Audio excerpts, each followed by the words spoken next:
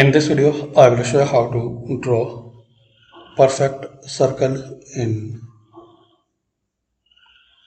Illustrator. So here in this tools,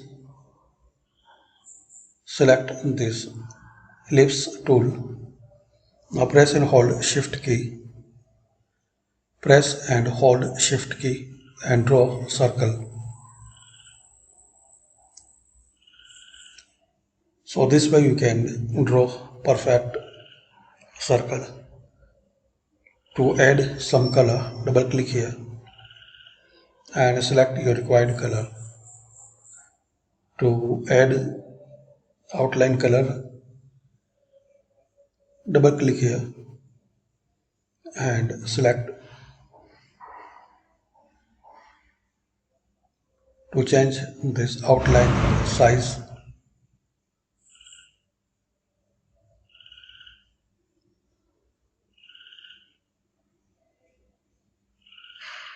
like this.